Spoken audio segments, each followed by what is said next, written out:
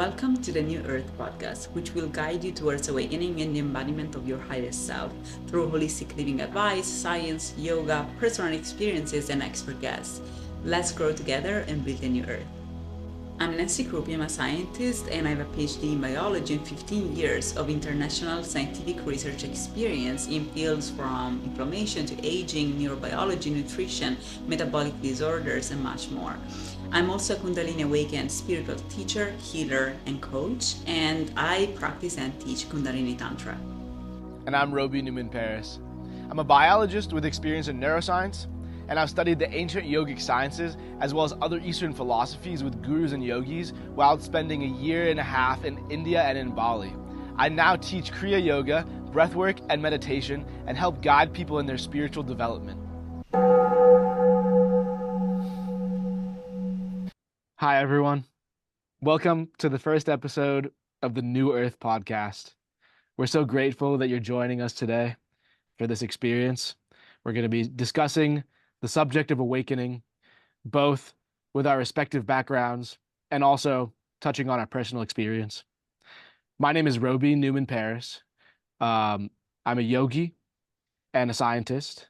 My background is in biology, but I've always been fascinated with my own consciousness, with the inner workings of my mental sphere, and understanding how to live in a healthy, happy way every day of my life.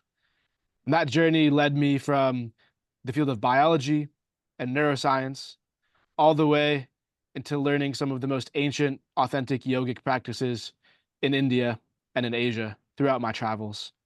My specialty is Kriya Yoga, which is focusing on the energy of the body and the breath in order to remove emotional blockages, clear the mind, build focus, peace, and really come into the present moment in the fullest potential of yourself as a being. And I came here today to share with you my experiences through this lens.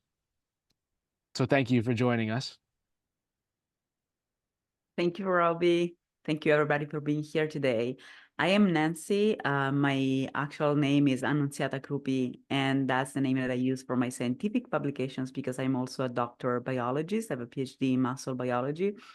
And I'm here today to talk to you about awakening from my own perspective, what kind of awakening I had, and what led me to awaken ultimately to the truth.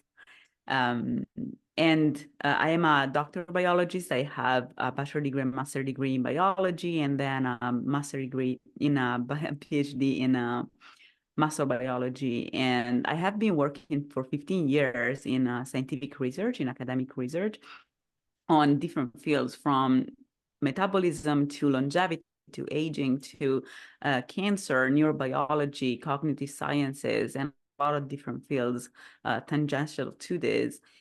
And at the same time, I've also started my own spiritual practice, my own awakening. And so I had a Kundalini awakening. Now I am also a Kundalini awakened spiritual teacher and a 360 holistic coach. And I help people reach fulfillment and happiness also through Kundalini yoga and Kundalini Tantra, which is more focused on the reconnection with the chakras and the reactivation of the cortical part of our brain, which is a way of reaching the highest self, our highest self. And I'm really happy to start this new project with Robbie here today and to involve you in this incredible journey that is going to lead us. The entire podcast is nothing else than a journey towards awakening, in which we're going to be having people talking here about their own experiences, interviews, and we're going to be talking about different topics, touching from diet to yoga practice to cognitive sciences and neuroscience to a lot more than this. So let's start with what awakening means to us. What does awakening mean to you, Robbie? So thank you for your introduction, Nancy. Awakening to me is a process that it takes a lot of time to really delve into. But to break it down fully, it's being able to take a step back first from your own mental conditioning that was put on you by outside forces, such as societal pressures and the way that you were raised. Like you say, nature versus nurture. This is the nurture aspect of what was brought into the way that you think and the conditioning that goes into your behaviors. So the first part of awakening is stepping away from that and coming into a state of the witness, where rather than being the person acting, the person doing, you become the person witnessing the actions of your life. And this separation allows you to view it from a way where it's not affecting you in as deep of a way, and where you can step away from your trauma. And so awakening then from your trauma is one of the first stages in this process of awakening. But when you get to the higher levels of awakening, the process becomes a spiritual journey. And this journey involves understanding your true nature as a soul, as consciousness, as a being that's separate from the reality of 3D space-time that we exist in, seemingly, in the waking world, and transitioning your awareness over time through intuitive, deep realizations. And this means that you understand through a deeper path than simply intellectual knowledge, understanding through witnessing, through being in more elevated states of awareness, where you become aware of the lack of limitations on your actual being as a soul, and evolving that into understanding your integral unity with the natural world, with the universe around you, to understanding that there is no separation, and finally understanding that there is a field of consciousness that really underlies all beings, all creation, and that simply that is your truest nature. So awakening is a really long process.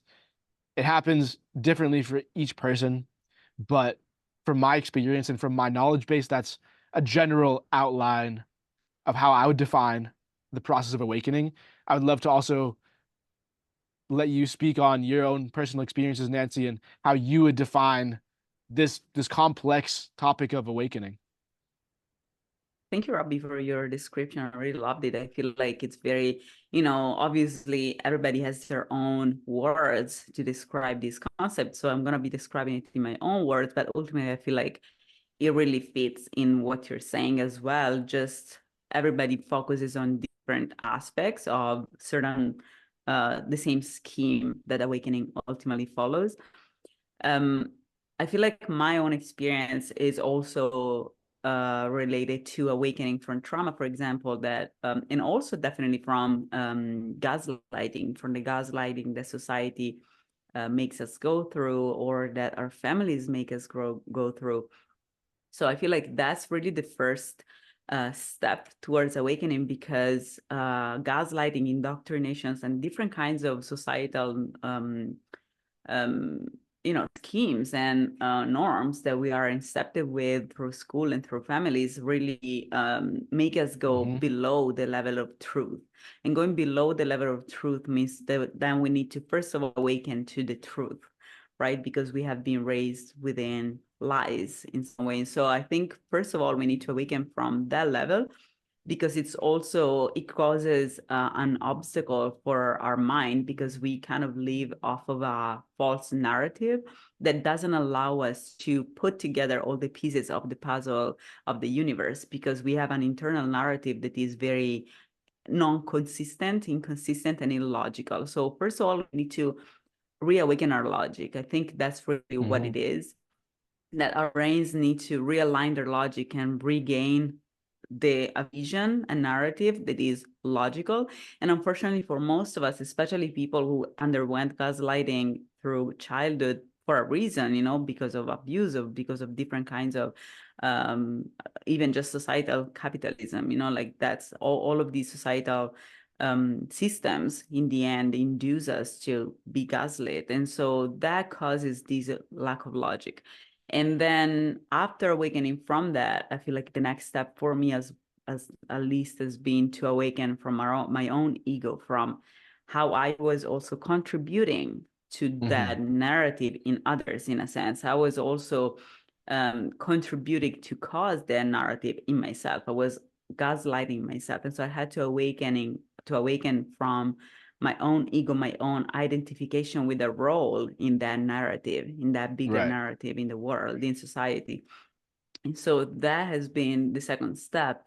And then I feel like from there, once you realign the logic of your brain, then at that point you have already started a process that is inevitable, because at that point your brain is going to discover how everything around you is just follows the same logic. It's just a continuum. And so all of these separations that we perceive, like our skin, our body and others, and we identify as just our body, are just illusions. Because once you understand that everything is just a continuum that is still the same and it follows the same laws, then at that point it's easy for your brain to start incorporating information from the outside into this logic and make you understand that we're all the same, that we're just parts of a Hmm. whole that follows the same patterns, the same things through time. And so I feel like that's the next step then, is to awaken to all the different layers that goes from the energetic level that we don't usually see, but we start perceiving it afterwards, and then the soul level, and then the spiritual level, and then God, and then all that is after that, all the different superstructures that we don't usually perceive, because we are part of them. As much of a cell of our body is part of our body. But once the cell is aligned with the logic, once the cell is awakened to the logic of the body, then at that point, the cell can intuitively understand how the entire body works. I feel like that's Hmm. really how it is. Once we align and we stop believing in a lie that just makes us feel important instead of part of something bigger, that gives us an ego instead of reminding us that we're part of something bigger, at that point, we just align with how the universe works. And at that point, we can intuitively understand all the different layers. And once we intuitively understand them, we can believe they exist. We can have faith. And at that point, we can actually connect with the truth behind everything, behind the universe. I feel like that's really the process that my mind has followed. That probably is the same that you have followed. We just have different ways of describing this Exactly. Yeah. path, because we all focus on different aspects of this journey, but the journey, I think, is the same for everybody. It's all about really the logic initially, but everybody has different obstacles. Every one of us has different things that keep them away from reaching the truth of this narrative, the truthful narrative initially. So we all have different obstacles that can depend on trauma, on like on gaslighting, or on our own ego. Some people have done something wrong, and they don't want to admit it. So it's really, sometimes some people have difficulties admitting that they are victims, and some people have difficulties admitting that they're the one victimizing others, they're abusers. And so Hmm. every one of us is a piece of the puzzle that we don't want to see, or we can't see for some reason, and that causes the problem, the initial problem that we need to overcome. But then once we do that, then the path is the same for everybody, I feel. Right. And I think the way that you describe these different layers is something that's really important to touch on. This is when you view awakening to the different layers of your being, it's almost like an onion, right? So you have the deep inner core, which is your true identity as source, or as, you know, God in the definition, not necessarily that most people think, but in the universal force that connects all of us together. And then you go Yeah. slightly out and you're connecting to the deeper layers of the intuitive mind and the understanding of the knowledge that allows this material world to function around us, because the intuitive knowledge of this material plane is so deep. There's so much knowledge in every simple action, from, the way that a tree goes from a seed all the way into, 100-foot tall, fully matured tree. There's so much innate intuitive awareness and knowledge in there that can be easily overlooked just because we don't understand how it works in, let's say, a Western scientific standpoint. But you go from that level and then going even out further to understanding the energy around us. So understanding that, we are energetic beings, that, I mean, more than this, just the electromagnetic spectrum, but we have mental energy. We have all of these energies that help us flow and help our bodies to function, help all of the things in nature to harmonize together. And then you go even further out to the more outer layers, and suddenly you're getting to the more gross mind, like the logical mind, the ego mind, that, it has its own logic, but the logic is flawed because it's only able to use what you're able to perceive through the five gross senses. And gross in this sense doesn't mean that they don't reveal the truth. It's just they're revealing a limited truth. And then finally, the most outer layers being the physical world itself that we perceive with those senses. So, touching, feeling, what we perceive as the three-dimensional world around us. So when you start peeling back those layers, you start seeing more and more truth the deeper that you go. But I think in order to really dive into this discussion, let's start with the most outer layers and let's start with the beginning of this process of awakening. And one of the most important things I think we both touched on in our introduction was trauma and gaslighting. So I think I said the word trauma, you said the word gaslighting. Really, I think these are the same topic, the same subject. And what this really means is that in order to start the awakening process, in order to start peeling back the layers of this onion, you need to view some of the lack inside of yourself. You need to see things that maybe have caused you pain. And a lot of this can be related to childhood trauma, can be related to difficult situations that you face in your life, which when you encounter this situation, you have two ways that you can proceed. Either you proceed with full bravery and fully accepting the experience fully as it is, which is something that most people have a challenge doing, especially in the beginning. And it's perfectly understandable because the other option is to kind of close down the shell around yourself and to block out this experience so that it doesn't inflict as much psychic pain on your awareness. And that kind of blocking down makes this little bubble of trauma that gets buried in your psyche, gets buried in your behavior patterns. So let's say you faced a particular trauma and then that situation or a similar situation presents itself again in the future, that little bubble of trauma is going to be able to come up to the surface and it's going to be able to express itself as an unconscious behavior pattern. And this is something that takes a lot of awareness to start noticing. But when you start digging into these little bubbles of trauma that kind of are shaping your behavior patterns, and they can be very subtle. It can be something very, very simple that very subtle that caused that initial, let's say, wound in your psyche. But it can be something very simple and it can be something very deep. So the range is very wide. And really, when you start to awaken, you notice just how much of your behavior is shaped by these past traumas and by these past gaslighting experiences. And when you start to realize that, you realize that most of your behaviors are not actually coming from your own discriminative awareness. They're not coming from your full self-control. They're being shaped by situations that have already happened in the past that are kind of replaying these loops of behavior in the field around you. And when you start to realize how much these traumas are impacting your behavior and your decision making, that's when you can start to bring awareness to find the root of these traumas. And, you can say root them out, pull them out from the roots so that when you face a similar stimuli going forward in the future, you have the choice whether you're going to react in the way that causes the pain that keeps you in the cycle or whether you can try to break that cycle.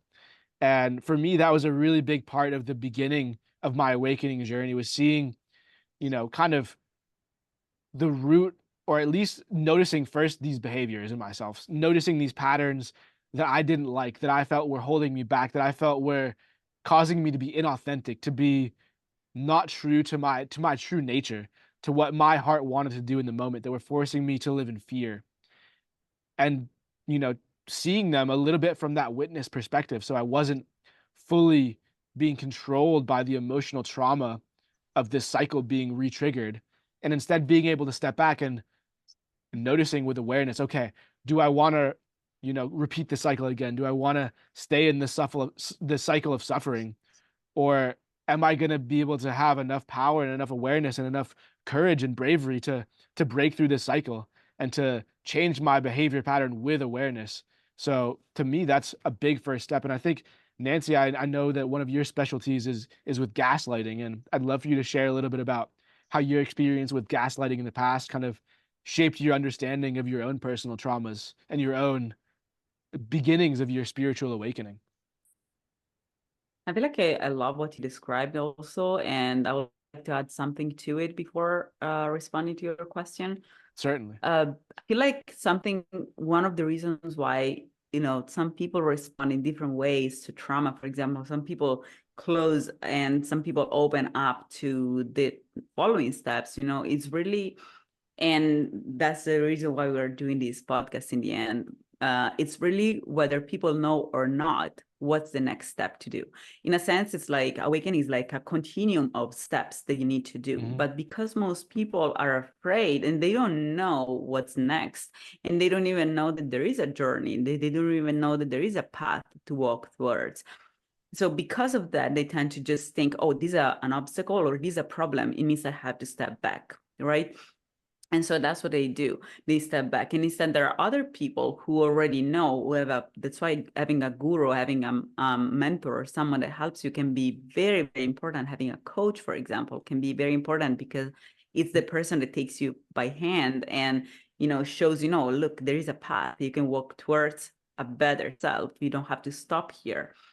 And instead, most people stop before that because they don't know that there is a path to work, that there is a better self that they can find, first of all. And I feel like in that sense, I had a lot of help in my own path, in my own way, because I feel like for me, it wasn't trauma, but it was gaslighting. But Mm-hmm. a lot of people don't awaken from gaslighting for the same exact reason for which people don't awaken from trauma, because they don't know what to do without that gaslighting. So awakening from Mm-hmm. gaslighting is in itself a trauma, because if you haven't been traumatized before, then the fact that you discover that maybe you have been gaslit by your family, by your society, then suddenly you feel like, wow, I have been abused for 30 years of my life. People told me a fake narrative, a false narrative that was useful to exploit me, and nobody told me anything. And there are so many people around me that kept that lie up, and so I think that is a huge trauma for most people. And so most decide not to awaken from that and prefer to keep the old narrative, because in their narrative, they can trust their family, they can trust their friends, they can trust people around them, they can trust their teachers. They don't have to suddenly realize that they have been surrounded by wolves, or that they've been Mm-hmm. surrounded by people who abuse them and exploit them for a long time, because all of Right. us have our own role in this, and all of us perpetuate fake narrative, and so we become the abusers of others. Right. And And I so think because we this is want to just out keep of like our own unconsciousness, right? It's not necessarily these people are trying. absolutely. Yeah, yeah, absolutely. It's all unconsciousness, in the sense that Right. it's just a way of being, of not, it's people who forget that we are the Exactly. whole, that we are the entirety. Then they believe they have to exploit others to exist. They forget that they're just part of the same thing, right? And Mm-hmm. so the problem is that those people exist. And so it's difficult to awaken to a world in which you realize, wow, these people are not trustworthy. These people use me. So most people don't like to see that part, like the fact that they've been used, abused, It's or painful. by people that they believe they love them, is very painful. It's a trauma. So while people who have to awaken from trauma, they have to awaken from a narrative they have created after the trauma to not see that, because especially if trauma happens in childhood, then people decide not to see the trauma. They put it in a closed corner in their mind. They put it there, they Mm-hmm. forget about it, and they create a whole illogic and inconsistent narrative to cover up for the trauma. So they have to awaken for that, from the trauma. People who go through gaslighting are people who are still to be traumatized. So once you get traumatized, if you get out from the gaslighting, you can have trauma. And so either you have a very strong personality type, like in my case also, Mm-hmm. or most people decide to keep that narrative because that allows them to keep their old life. They don't have to change anything. They just have to pretend that the truth Right. does not exist. So it's so easy, right? It's so easy to just Mm-hmm. keep going. So most Can I people don't ask you actually really quick awaken. before we continue to give your definition of gaslighting just for anyone who's not aware what this actually Absolutely. is? Thank you so much. Thank you for saying that. Actually, I didn't think of it. I feel like today is a very in the Western world, like in the United States, is a word that is so much used that I feel like most people know what that means, but most people also misinterpret the meaning. So it's great to Totally. give the sense of it. Absolutely. So gaslighting is actually a term that comes from an old movie that the title of it was Gaslighting. Basically, in the Mm, movie, there was this rich woman who had was the heir of like she had received a lot of money from the death of a parent or something like that. She was rich basically. And hmm so she has this partner that suddenly goes to live with her, and he wants to take her money, but he doesn't want to tell her that he wants her money. And so what he Right. does is throughout the night, he moves the furniture and he moves the pictures and things on the wall. And then when she wakes up, he says, you know, these things were here already like this. And she's like, you moved the furniture. And it's like, no, this is already as it was. So, and she gets crazy and she gets called crazy. So gaslighting is basically any form of intentionally, because gaslighting is an intentional kind of action, Right. any form of manipulating strategies that basically destroys the narrative of the other person and the confidence in their capability of perceiving reality. That's gaslighting. So if you go to someone and you want to exploit them and you start telling them, you know, I think I don't like your outfit today, you don't look good, but if you do that for the purpose of decreasing their self-confidence or making them feel insecure or making them change their outfit because you have an interest in doing that, that's gaslighting. You know, there has to be an intention to do that.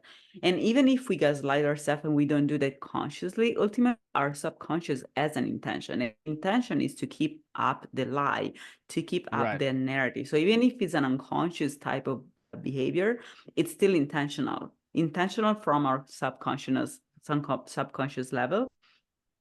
So Self-gaslighting so is a the really reason, big issue also. And I think many people absolutely, do this because of that pain that we were talking about before, because you have this yeah, wound, and the way that you can see to protect yourself from this wound is to lie to yourself, to save yourself from the pain of really experiencing the truth of your situation. But really the only way through the pain is to experience it fully, and then you're able to release. absolutely. And that's why we make up the ego, right? We make up the ego to cover up for the wound. We make Mhm. up the ego because that's a pretty narrative we can believe in, and we can avoid seeing what's behind it, which is the huge hole that the wound has created, right? And so, but for us to heal that wound, we need to see it, we need to give time to it, we need to heal it, we need to give love. To do that, we need to destroy the ego, we need to destroy the narrative. So I think really like the first step is the most important part and the most difficult one, because it's very painful. Either you see the trauma or you see the gaslighting, and so you get traumatized. Still, it's very important to do that, but most people step back. And I think something that has helped me a lot to overcome it is the fact that I was, for example, I'm the first child, the first grandchild in my family. So I've always been a pioneer, and Mhm. I have an alpha personality type, I have a leader personality type. So altogether, these things make me have a lot of, first of all, faith in my own capabilities, because I've done a lot of things in my life. I have a PhD, I'm very accomplished and an overachiever. So I know I can trust myself. I know I can overcome anything. And this kind of belief comes also from the fact that I've been alone for my whole life. I have, in a way, been the pioneer in, you know, when you're the first child, it means that you have to open the way for the others to follow. So there's Mhm. nobody to open the way for you. So even the idea that someone can open the way for me didn't even come to me in my whole life. You know, I've always thought, well, if there is an obstacle, there's no one to break it. I am the one supposed to break it, because for my whole life I had to break obstacles on my own. And so when I just realized that I was being gaslit and I saw that, instead of stepping back, I kept going, because that's the only thing I know how to do. I don't think there is an option to step backward. You know, like I know that I can deal with anything, and so I had the courage Mhm. to keep going and to keep doing my thing. And so I have overcame that. I overcame that. So that's something that most people don't do, but because they don't know that there is also a better life afterwards. Like you have control after you awaken from the gaslighting. And so I think this is also important That's why we're doing this podcast, to give people the path towards awakening so that they know all the different steps, and the fact that every sign of discomfort is not a sign that you have to step back, but it's instead a sign that you have to keep going, because it means Step forward. you have reached a point, in which the cocoon feels too small for you, you know, like the cocoon feels too small for the caterpillar, so it has to break free, means that is reaching the next level, the butterfly, you know. And so we have multiple of these layers. I love that you called it layers, like an onion. We have multiple of these comfort zones, you know, and every time you feel a sense of discomfort, it means you've reached a level that you have to break. And once you break it, there's just a next level where you feel better, you're more in balance with yourself. And the more you grow, the more the next level you're going to feel again this discomfort, because you have to keep growing. So if you just stop, you're gonna have a regression, you know, a de-evolution, because there is no way to stay in your comfort zone and be actually a comfort if you keep growing. So you have to just stop growing. So the only way towards really peace is to just keep growing as you do, like naturally, but going through, having the courage and the faith to go through all of these different layers. And now I would like to ask you, what is the next step after awakening from trauma, from your own narrative? You know, what do you feel like was the next step for you instead? Well, yeah, thank you for that question, and thank you for your beautiful description. Before I go into that question, just a few more things I wanted to mention about traumas and overcoming gaslighting. Um, the biggest word in the sense of yoga, in the sense of the path that was laid out by the ancient sages of India, is fear, and overcoming this fear, because fear can present itself in so many different ways. It can present itself as pain. It can present itself as all of the emotional traumas, and that, like, fear is like a wall. But when you come up to this wall, it's very, very important. You have to step through it.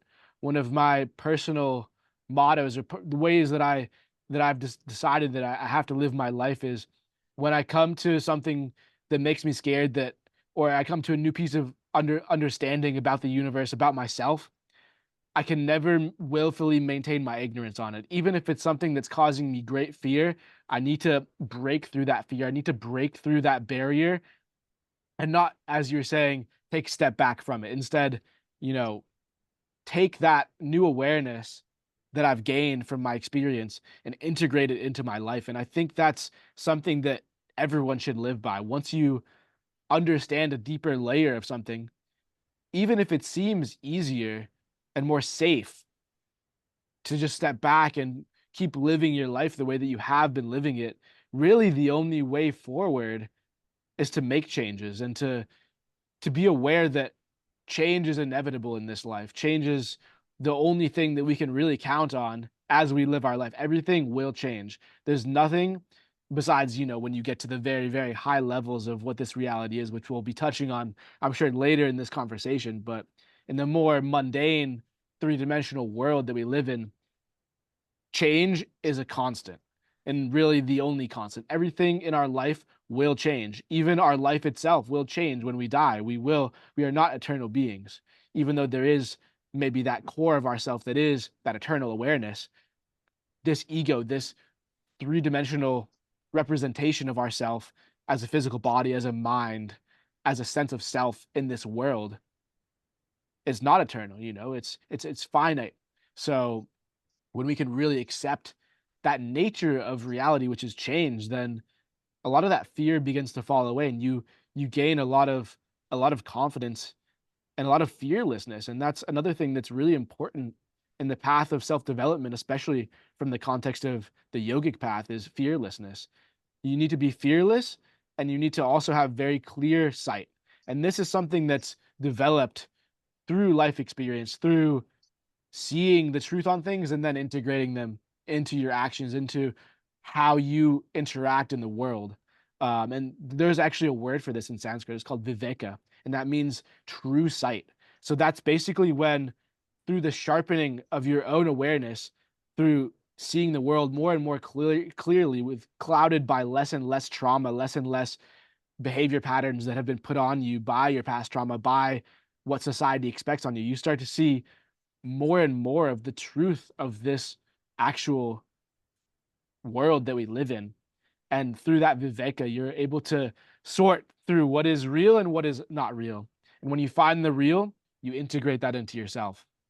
So I think that kind I of love leads it. exactly into the question you asked me. And I think when you start understanding, and I think there's kind of two steps to this process. There's understanding the trauma and the conditioning that has been put on you by the outside, right? By society, by your parents, by your friends, by people that you interacted with when you were growing up. And it could have been something as simple as someone that you saw one time in the mall, and maybe you were feeling a little bit uncomfortable, and you just, even something as small as the way that someone looked at you can be a trauma, be an influencing factor that's put on you from the outside. So that's one thing that you have to overcome, and that's one thing you have to start understanding. But there's another level to it, and this is your own judgments of yourself.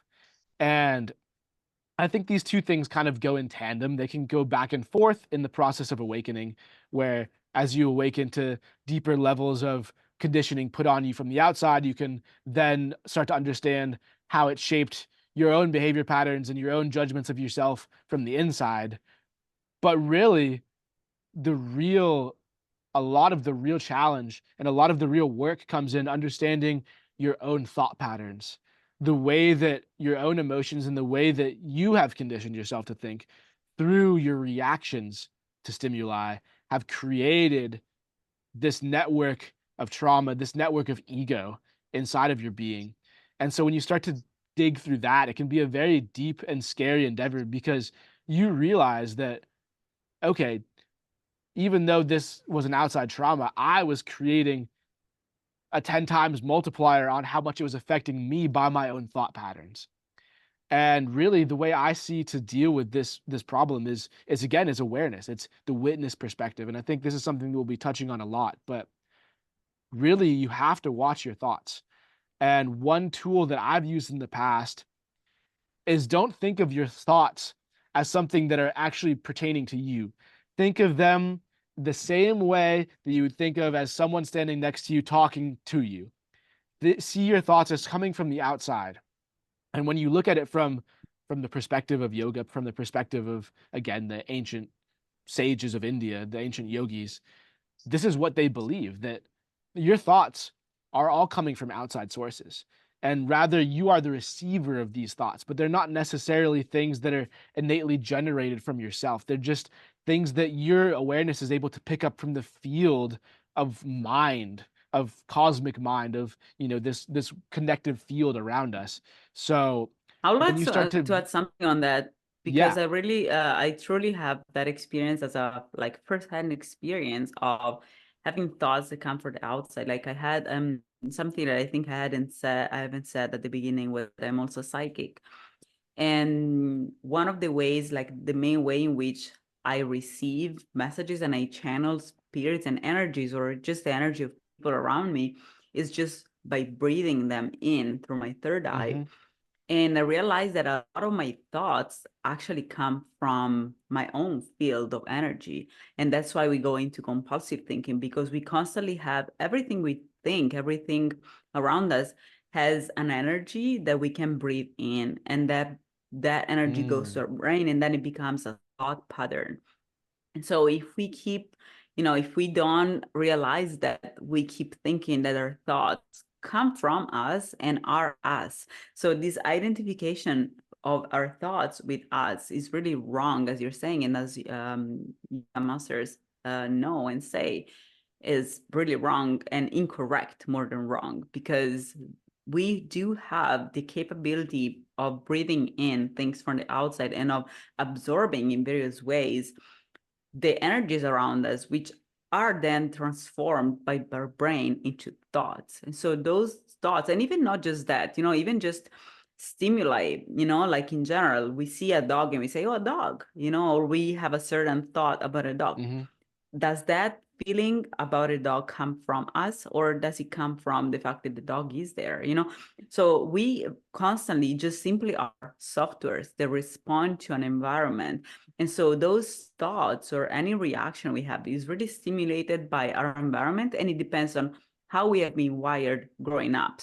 So those thoughts are really not us. For most of us, especially before our awakening, most of our thoughts, patterns, and behaviors are really just automatic behaviors or automatic Exactly. reactions to the world. And even after we awaken, they can still be externally Oh yeah. external influences or external thoughts or external energies that come in, and most of us are just not aware of it. They don't believe in it. I didn't believe in these sort of things before realizing that I am a psychic myself. So Right. these things are real. Like the thoughts really come from the outside as well. Just I wanted to say this to specify, also Yeah. to give my own perspective on it. Yeah. And that's your viveka right there. That's your clear-sightedness that's allowing you to see, okay, this thought is not coming from me. And you can also receive thoughts from yourself. And this is more in the sense of downloads. And these are from your higher self. These are from the higher aspects of your own being. And these are what you can say as like a stroke of genius, or maybe that light bulb moment that happens to you when you're stuck on a problem and you suddenly the right answer to the solution to it comes to you. It just seemingly appears out of the ether into your mind. And what we call these in the field of spirituality is a download. And a download really just means it doesn't have to be from your higher self, but generally it can be from your higher self or from another higher being. But it's a higher vibrational thought that allows you to have a deeper understanding of the world around you or a specific problem that you might be facing. It can give you clarity on a problem that you're dealing with. It can give you a lot of different things. And sometimes it's not even anything that you've ever thought about before. It comes to you and you have this moment of revelation where you suddenly understand a new life mission or a new way that you need to start living in the world. But when it comes down to the number of thoughts that we have, at least for most people, these downloads are a very, very, very small percentage of your total thoughts. And most of your thoughts are just, yeah, these loops of behavior patterns, mental behavior patterns that have been coded into us through the decisions we've made very early in our upbringing, very early in the development of our mental sphere. And there's also a word for this in Sanskrit. We call these vrittis. And a vritti, the actual definition is a whirlpool. But when the ancient saints of India tapped into this deeper level of being able to actually visualize the mental field, what the thought patterns of most egoic humans looked like were these little whirlpools. And if you think about it, think about the last time that you were in a stressful situation and you just couldn't really stop your mind from just looping around the same thoughts again, even though you weren't gaining anything from thinking the same thing and overthinking and really delving deep into this one issue, when the only solution was going to come from being in this situation and facing it and being present. You were kind of just stuck in this never-ending loop or whirlpool of thought. And when it comes down to it, these are the things that we need to be able to break out of, because these are the limiting thought patterns that stop us from thinking creatively, that stop us from living authentically, and that stop us from being fully present in the moment.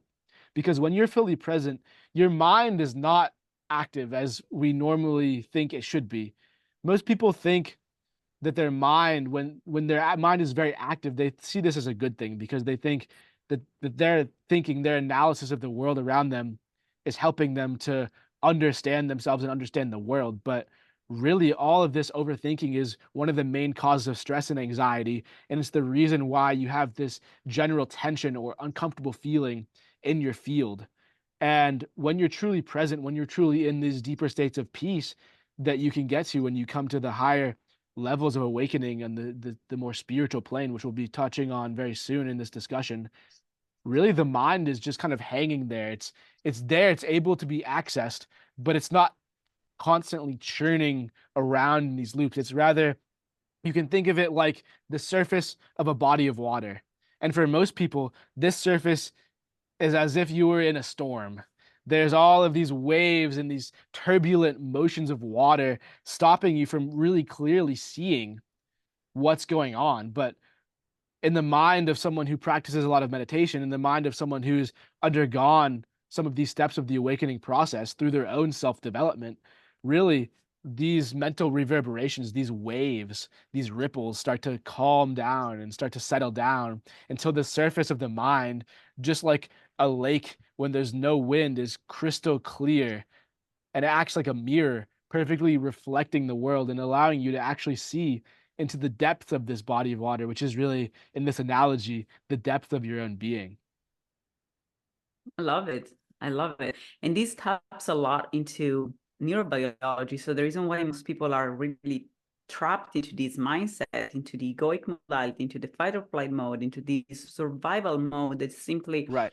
overanalyzes and overthinks everything. And this whirlpool, which is simply how our brain is wired in the fight or flight mode, this is really the real problem today. And at the same time, it's something that needs to be overcome from a physiological and neurobiological standpoint, not only spiritual, because, we inhabit a body that is a biological body. And so these bodies made of molecules, and these molecules are necessary or detrimental to our awakening. And our brain is made of different structures, and every structure allows us to obtain different skills and to reach a different level of awakening, or can be keeping us stuck instead. So this really gets to our next level of awakening, which is at that point we need to work not only on the mind, because initially the awakening from the gaslighting and from trauma really does not involve the creation of new structures in the brain, nor the access to new structures in a sense. However, to continue further in the awakening process, we need to also act on the body, on what we eat, on the type of behavioral patterns we have. And this is important because at that point it becomes the awakening process becomes neurobiological, cognitive. It's not just about spirit and energy, it's physical. There is a physical obstacle that we need to overcome, which is we need to turn off our fight or flight mode and to turn on the cortical brain, which is usually atrophied by stress and by the reptilian brain, which is reptilian brain and limbic brain, which is where all the structures where this compulsive thinking happens, the fight or flight mode, the paranoia, the anxiety, all of those things are really there. And those really prevent us from having this clear mind that you're talking about. But this clear mind is really us activating our cortical brain. So it's really a physiological thing at that point. It's not just a behavioral thing that we do. We are really accessing different parts of our brain that we were not using before. And so this is really a form of evolution. We're evolving. We're becoming a different species, like in the world. And I think also this has a lot to do with the Ayurvedic also, and also like all the more Eastern ideas of social caste and classes, the fact that people in the lower classes are people that tend to be in the lower chakras, and people in the higher social classes have activated their higher chakras, really has to do a lot with the neurobiology, the part of our brain we are activating and we're using step by step. So we're talking about evolution here. We're really becoming a new species, a species that is now in the most evolved part of the brain, which is the cortical brain, the cortex. And so that requires a different diet, that requires different surroundings, that requires different friends, that requires different habits. It requires a whole lot of things to support that new structure that is not anymore the fight or flight mode. And so, but to overcome that, there are a lot of things that trigger our fight or flight mode. So for us to be able to stay in our higher state, we really need to change those habits too. So to stop doing the things that keep us stuck in our fight or flight mode, and to start doing the things that kind of drag us towards the activation of a clearer mindset, which has to do a lot with diet, because it's really about having the biochemical molecules needed for our brain to function in the right way, and for the brain not to function the wrong way, in a way that is detrimental to us. This saying is really true. Absolutely. And we need, like, we're going to be tapping more into this and we're going to have specific episodes on diet and how our diets changed throughout our evolution, throughout our awakening. And that is a fundamental part of it, you know, and like the Ayurvedic philosophy talks a lot about diet.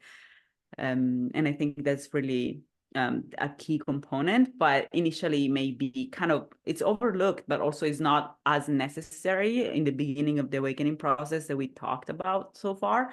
But afterwards, it becomes a necessary step. Without that, you can't really continue the path because your body starts needing different things. Like a human being who has evolved to the cortical brain has different needs is different than a human being who is still stuck in the reptilian brain. So Right. really, we need to tap on that more specifically. So let's go now to, I will say, the following step, because I think you've been talking about like your second step. I feel like for me, the second step was really, for you was overcoming also the fear. And I think that's so important. And I told you already, I think one of my main the things that really allowed me to continue my path after awakening from the gaslighting was my lack of fear. I'm really fearless. I was just Hmm. born like this. Like I'm really courageous, you know. And I give it to my parents, you know, thanks to my parents, but also I think it depended on my grandpa, I think, played a big role in this because he taught me really that we are all the same. Like he did not teach me the value of authority in the sense, like he showed Hmm. me that we're all the same, that I have to do what I think is best, that nobody just knows things, you know? And so a lot of people instead of this idea are incepted with this idea of authority. And so they kind of get to a point where there's an obstacle because they give authority to someone else instead of their own intuition. And so they have to overcome that too, because it becomes like a discrepancy in their mind. Should I listen to this person that I think has authority to tell me what is right and what is wrong? Or should I listen to myself? You know, I feel like that lack of recognition of authority for me was really important because it allowed me to just always trust myself. That's my main thing. I really trust my intuition, my intelligence to do what it's best because that's really the divine intuition, you know, like that's the universe. Is the Right. universal intuition just tells you the truth is once you align with it, once you understand the logic behind the universe, there's no other authority behind it. That's the main authority you can ever have. So I think that lack of fear that you said is really so important. It's fundamental because that's what allows people to keep moving, to keep going forward. And I'm glad for my personality, for my mindset.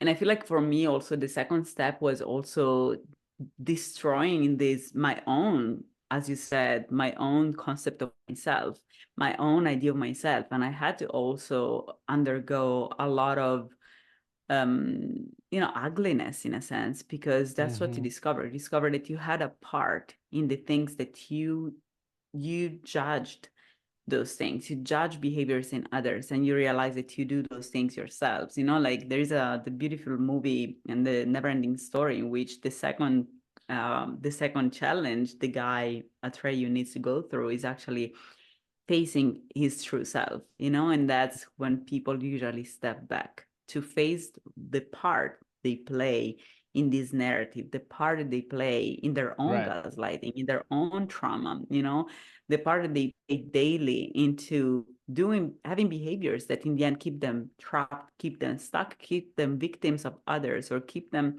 uh, abusers of others, you know, all of those things. I feel like that has been the second step for me as well, like destroying those, like witnessing myself from the outside and being able to see, okay, this is who I truly am, who I've been in this time, the things that I've done. And I think that is also something that kind of never ends because we keep, by being in society, we keep having to in some way play a role of some sort. Right. And so it's not always easy when dealing with people that are unconscious, that are not awakened. It's not always easy to play the part of the awakened person because sometimes you just have to have very low kind of interactions with people. And in those interactions, there is no time sometimes, or there is no enough depth of the type of interaction you're having for you to play an awakened role. Sometimes we have to replay the usual roles and perpetuate the same narrative, whenever, oh, I love your outfit, these sort of things that sometimes we do These just kind to of please mundane others because conversations. Yeah. yeah, exactly. The like mundane conversations that are part of just, being nice to people in society. But that's Right. how people believe nice is. That's what people believe that being nice looks like.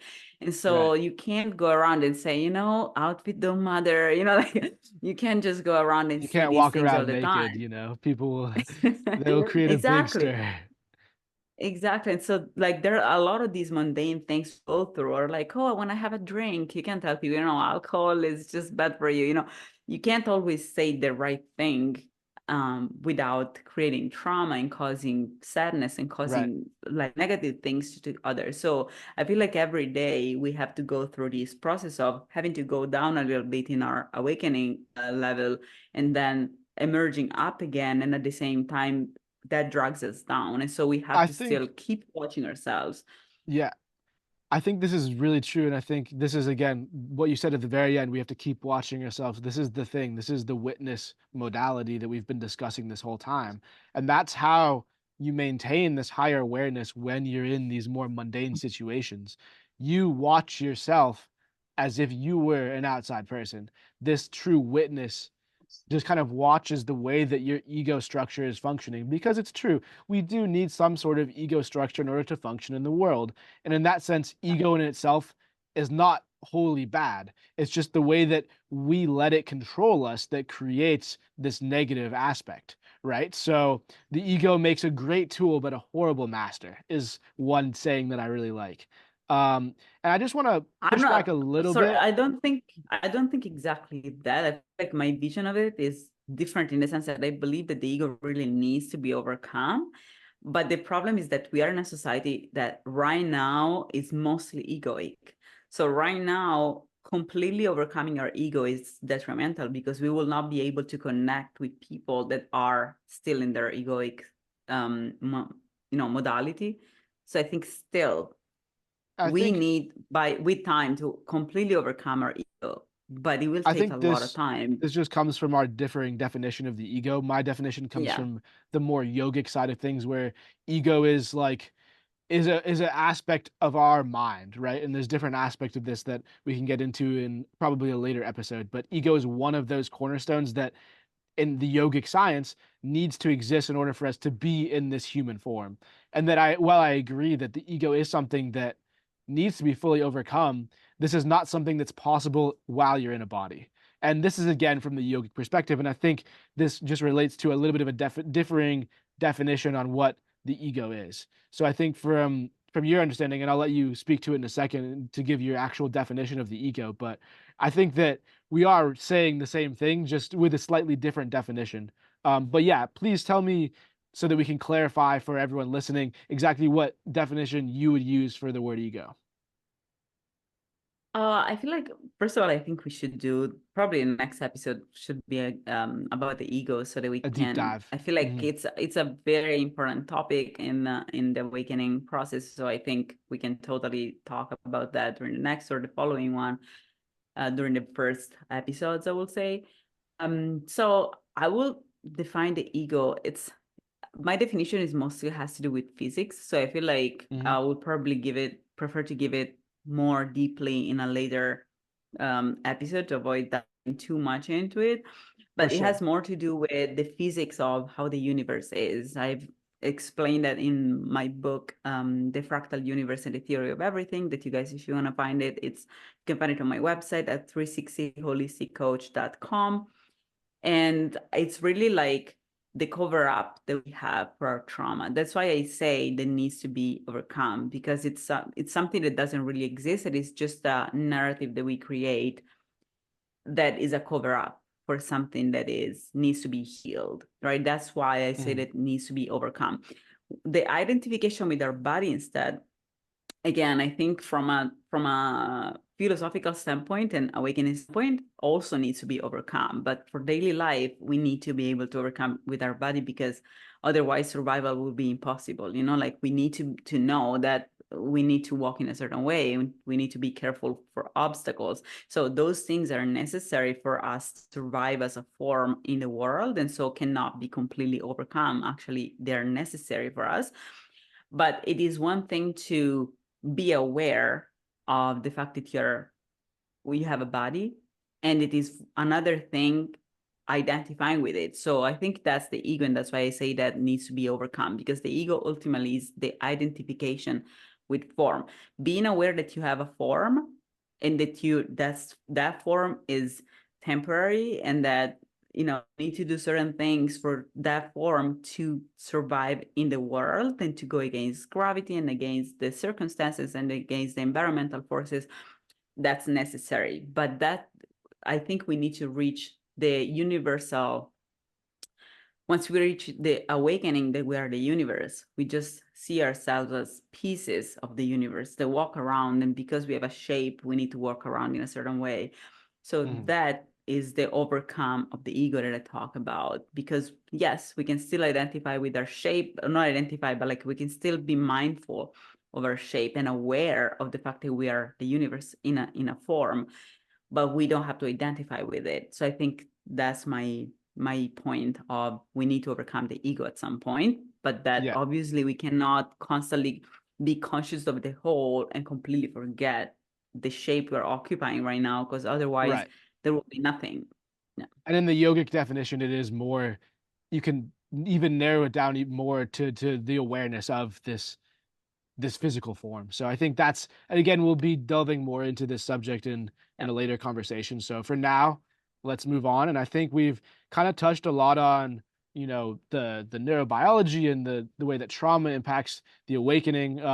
Just one kind of clarification I want to give. It seems like when we're talking about evolving and becoming this kind of like higher being, some people might think this is not accessible to them, but the process of awakening is accessible to everyone. This is something that we can all undergo, and we all are in the process of undergoing, no matter what the pace we're at. You might be moving very slowly just by learning through your life experiences, and once you start bringing more and more awareness to this process of development, the quicker the rate can go, and you can also increase the rate of your development through practices such as meditation and breath work and Kriya Yoga, which is what I practice, also Kundalini Tantra, what Nancy practices.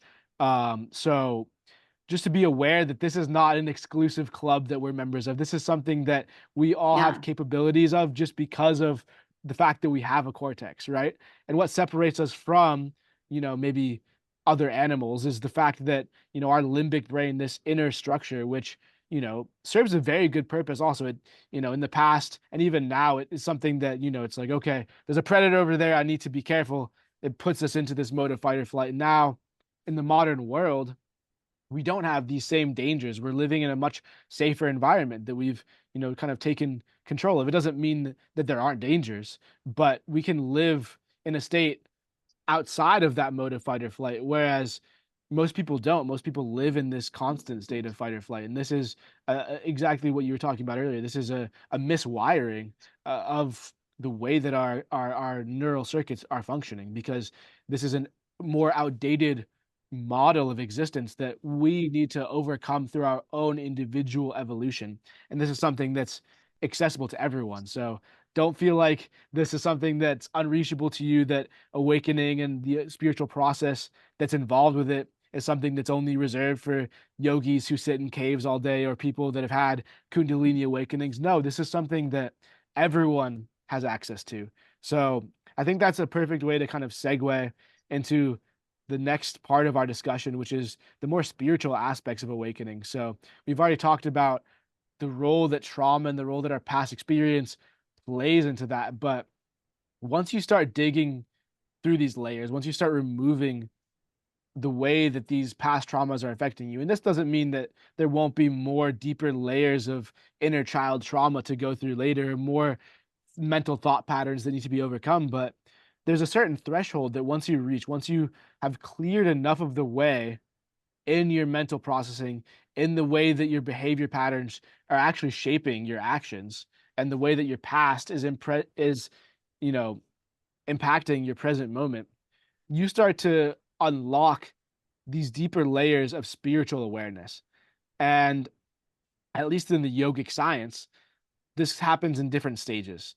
And this process of awakening can happen first and foremost through the awareness of yourself as a being, not being associated with the physical form, not being associated with the mind, with the mental thought patterns, but really coming into the awareness that you are a soul. And again, soul is a word that's been used a lot in many different contexts. So, to give a definition for what I would view a soul as from my own perspective and with my background in the yogic science, the soul is consciousness.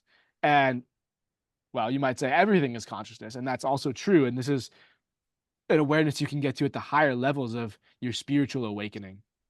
But the most basic first level of spiritual awakening is seeing this individualized spark of that conscious divine awareness that is present as the fundamental bedrock of all of existence inside of yourself. And this is this individual spark of creative impulse from the universe that resides inside of you and is the truest kernel of your own essence. And when we also talk about higher self, this is, the highest self that you are in the more subjective individualistic sense, where you are still an individual. You're still not completely in unity with everything around you, but you are from the same source, a spark of that divine awareness.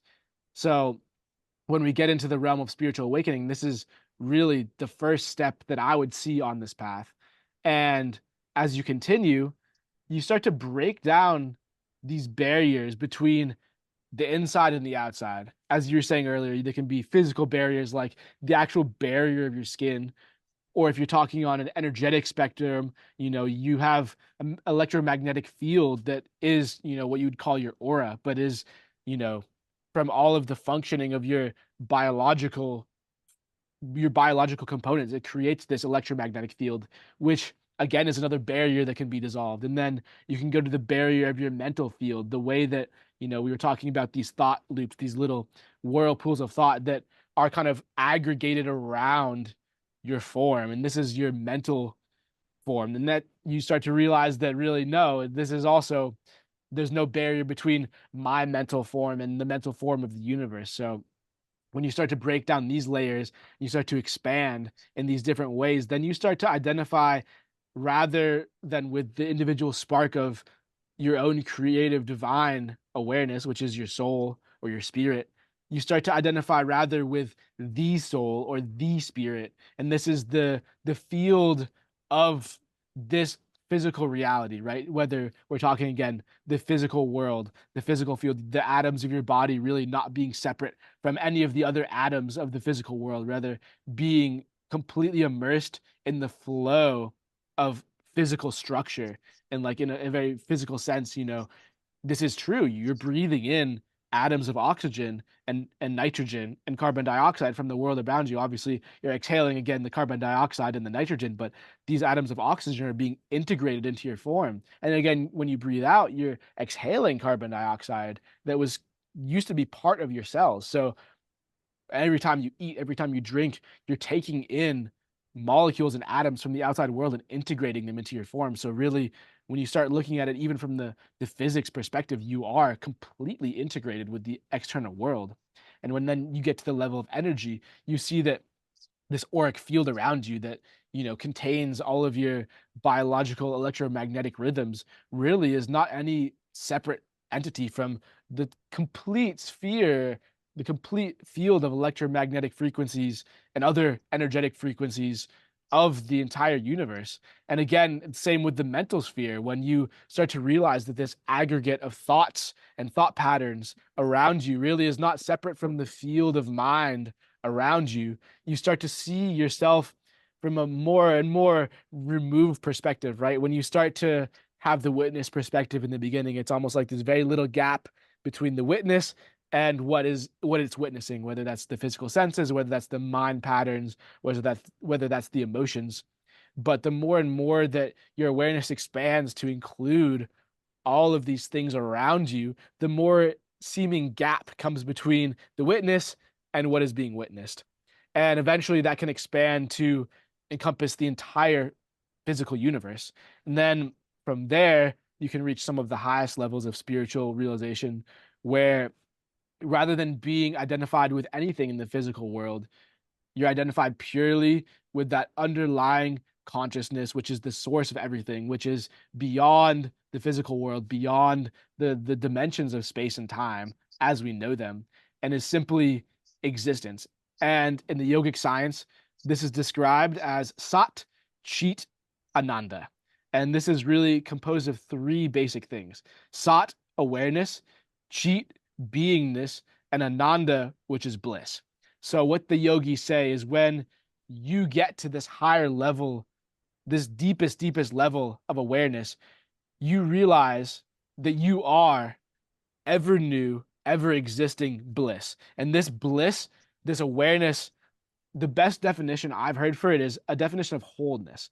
So rather than being separate, this bliss is being complete, being 100% full in every aspect of that word. And that comes with so many elevated states of awareness when you're reaching up to that state of completion, that state of fullness. Um, and obviously, these things happen on a spectrum and they happen in different stages, in different orders for different people. But in the sense of the yogic science, this is the way that the process of spiritual evolution can happen. Um, and that also brings us to the subject of kundalini, which I'm sure we'll be discussing in more depth in a future episode. But considering that both Nancy and I have experienced kundalini awakenings, this is a step that's not necessarily required on the spiritual evolution, but for most people that undergo a certain level of spiritual development, they will start to experience these kundalini awakening events.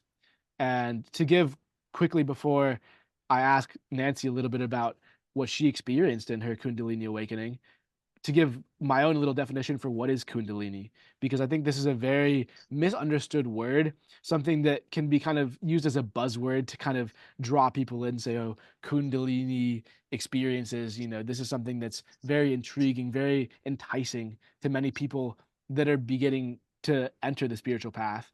But from my understanding, from the knowledge that has been provided to me through my teachers, kundalini is the primordial creative energy source of the universe. And this source is individualized during the union of the sperm and of the egg during insemination, during the actual creation of the zygote. When these two forces come together, there is a divine spark of creative energy. And this energy allows these two cells to develop and proliferate and to create the full expression of the human form. And then after birth, this energy goes into a dormant state and rests in the base of the spine. And during Kundalini activation or Kundalini experiences, this energy can again reawaken and rise up the channel of the spine, which is one of the most powerful energy channels. There's many energy channels, or in Sanskrit, nadis, in the human form, and we'll be talking about this again more later in future episodes. But when this Kundalini energy is able to rise up the spine, it's able to create again new life inside of you, to create deep changes inside of your psyche, inside of even your physical form. And this Kundalini experience, again, this is one clarifier, one like point that I want to really emphasize here, is this is not something that is anywhere within your control, in the sense that just because you do Kundalini yoga or you do Kriya yoga, or you do certain experiences, this Kundalini rising or this Kundalini activation only happens through grace. And grace is when the divine consciousness, the divine wisdom of the universe decides that you are ready to experience this. And it's not something that's you can say, okay, like I'm going to go to this master and he's going to awaken my Kundalini. It's not how this really happens. This happens, I mean, it could happen that way, but then it would be the master is divinely tapping into that force of grace, and it's just the vehicle, the channel for this experience to happen through you. But it's something that has to happen in its own divine timing.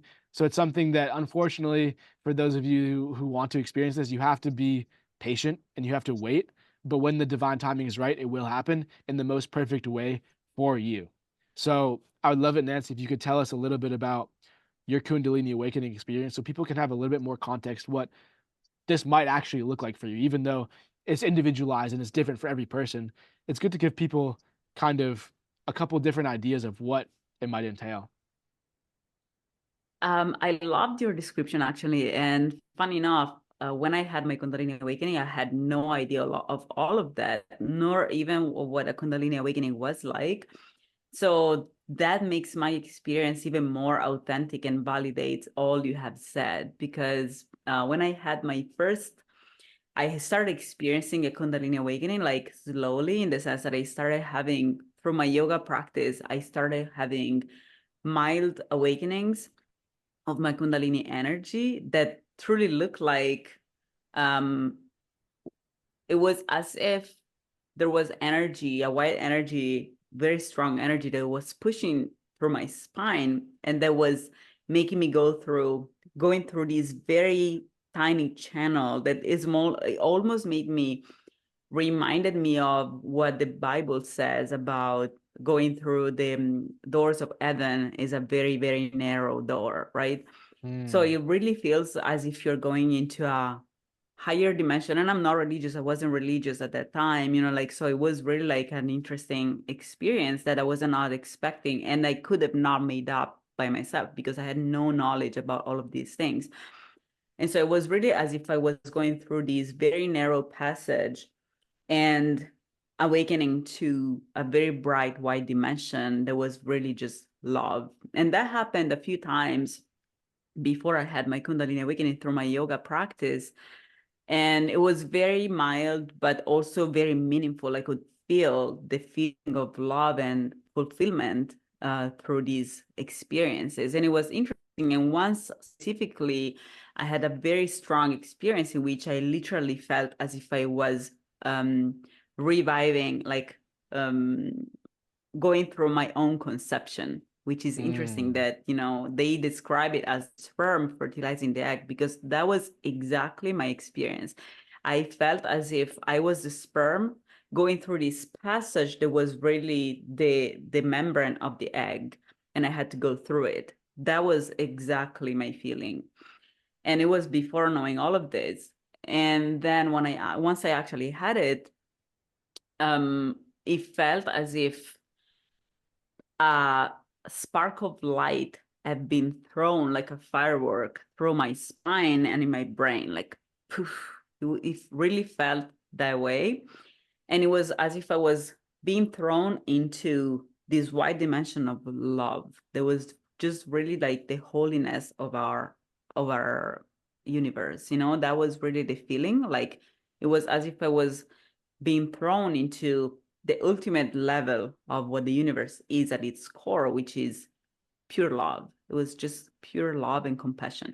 And I would describe the Kundalini awakening because it's the highest form of spiritual awakening one can have. I think a lot in terms of physics. And I really felt as if the universe is a tunnel and there's an end to this tunnel, then the Kundalini awakening is once you get to the end of the tunnel.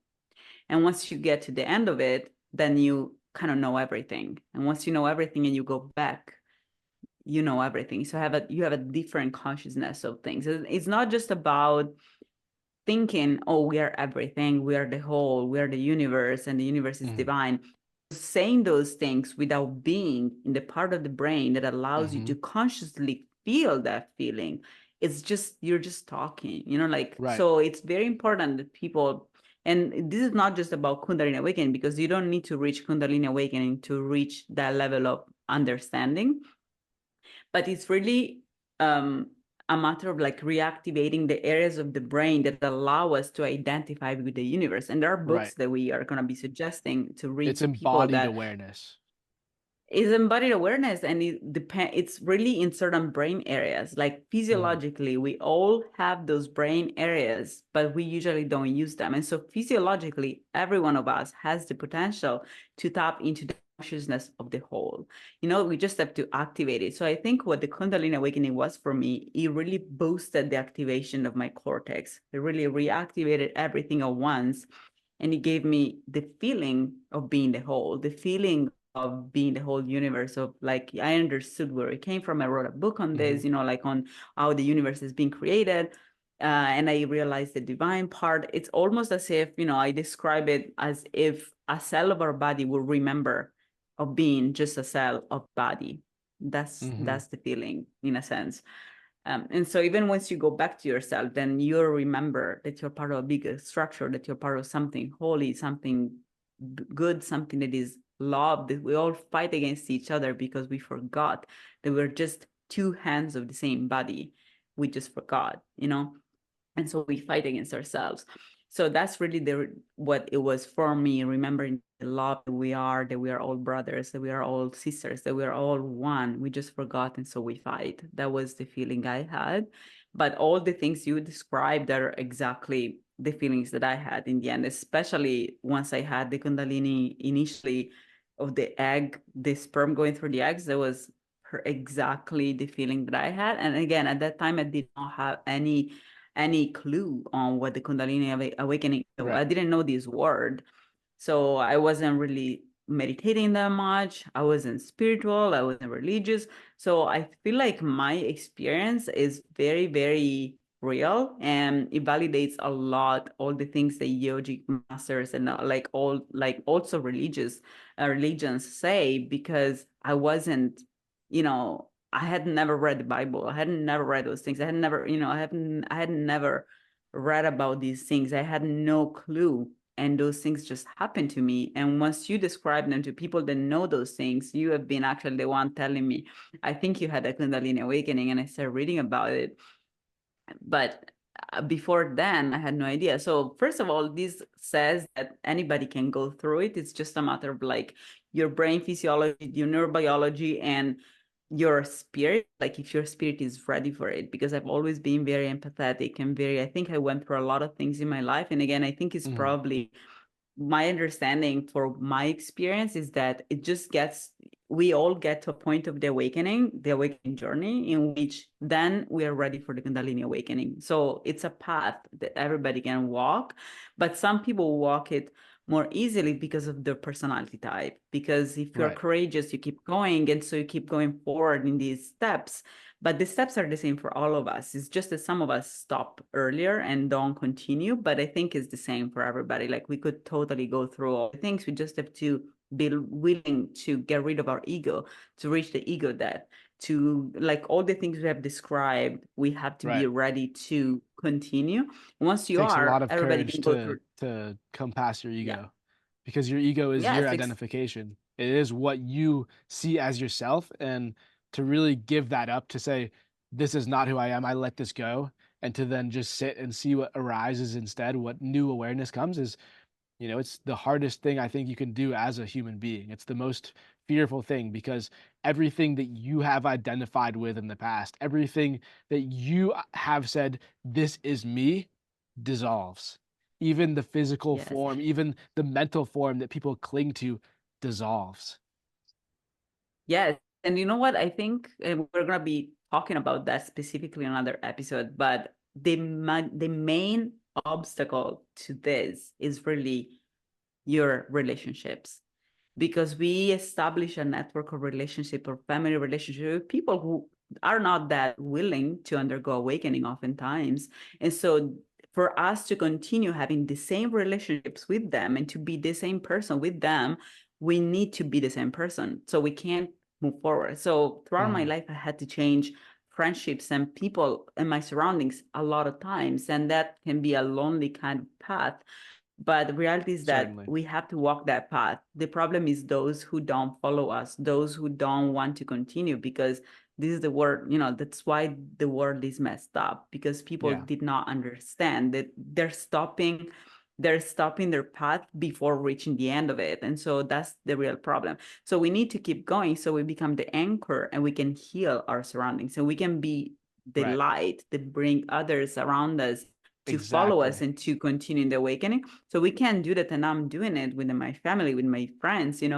So, but we need to have that courage initially to be lonely, to be alone in our path and to be the pioneers so that we anchor others. And then after we reach a certain point, we know how better we feel and we can be the example that tell others, you see, this is where we're supposed to go, and it looks good. Come with me. And It's really that's, how it feels like. I think, one of the true missions of the spiritual path. And this is something that some people, pursue spirituality, pursue these higher states of awareness to escape the world and to, attain their own liberation. And again, we'll talk more about what liberation actually is in a future video. But to give a short definition now so that you guys can understand, it's being free from all suffering, being unattached from this cycle of rebirth. At least in the yogic system, we believe in the cycle of rebirth, that once you die, you will be reborn according to your past karma. But liberation is being able to leave that cycle and leave behind the suffering of this three-dimensional world forever. Um, but I think in order to really impact the world, to do the best for the world, it's important to embody the awareness that you get from these higher states of spiritual awakening. And when you embody, when you bring this awareness into your life, into your behaviors, into how you're interacting with other people, you can't help but to lead the way, like Nancy was saying. You can't help but to be this, shining light of truth in the world. And even if at the end of your life you do end up attaining liberation and leaving the world, at least during your life, you were doing the most positive for the world that you could. And I think this is something that's really important because we are, as a result of our deepest structure, our deepest nature, fully connected to everything else around us. So it's like, again, going back to the analogy of a single cell inside of the body, if one single cell awakens and then starts functioning at its highest capacity, the best it can do for the whole body is to start helping other cells interact in the same way with their surroundings so that they can also embody the same divine light that happens when you achieve these higher levels of spiritual awakening. And that's what I think our mission is with this podcast, and in general with our lives in a greater sense, is to be these shining sources of light and awakening for the world so that we can help the world to become the highest possible manifestation that it can be. And that's why we're so excited to be able to share our knowledge and also the knowledge of other people that have undergone the awakening journey and have deepened their knowledge on spiritual subjects and other subjects that can help us to come together and awaken together as a collective society with all of you guys that are listening to this podcast. So we're very grateful for the opportunity to be able to share perspectives, and please just take into heart whatever really resonates with you. We can't say that everyone's going to agree with what we're saying, but just listen with an open heart and see what sticks. And it might just be a simple phrase or one sentence that one of us or one of our guests that we're interviewing says, but even something so small can have a huge impact. So we're, again, so grateful for you guys to join us on this first episode. I think this is a good point to wrap up. Um, and and yeah, if you have any other concluding thoughts, I would love to hear your message for our listeners, Nancy. I feel like you said all I would have liked to say. I feel like we have touched on a lot of different topics that are really the summary of what we're going to be talking about. And just we're going to be touching on a lot of other topics like close to them and that in some ways surround those topics and are necessary steps towards awakening. And I'm really, really grateful for everybody listening today. And I'm grateful of being able to do this with you, Robie, that we have been trying to do this for a long time and we're finally doing this. I had to wait Yes. for you to reach me, and I love it. And thank you everybody for being here. And again, as he said, we need just one word sometimes to break through, to destroy our narrative, to destroy that fake puzzle that we have built. So that piece of the puzzle that we're missing and that needs to be put there for our logic to reactivate and give us the truth. Maybe just a word, maybe just a thing that, just an idea that you were missing or that you were not aware of. So I feel like all that we say can be in some way a way of having a breakthrough. So just listen to this podcast and try to see. Also, we're going to have a lot of guests and people talking about their own experiences, because oftentimes we're all internally different in a sense. And so oftentimes having different perspectives can really give you a different view on things that resonates more with you specifically, because I and Robbie have both actually a Myers-Briggs personality type that is similar. And so it's also kind of, we give a similar perspective to people, but we're going to be interviewing a lot of different people with different personality types, different functions in the world, different skills, different backgrounds, different upbringings. And so all of those different people can really give you a different perspective that maybe resonates with you specifically. And so I suggest you to keep listening, because we're going to be talking about, even if you don't want to, talk about awakening specifically, listen about awakening specifically, we're going to be talking about healthy living, healthy lifestyle, healthy diet, healthy practices. And so it's more, you start with health and then you get to awakening, because that's really the path we all are on. And again, I think, yes, it's time to wrap up and to give our channels also. So you can find my website at 360holisticcoach.com.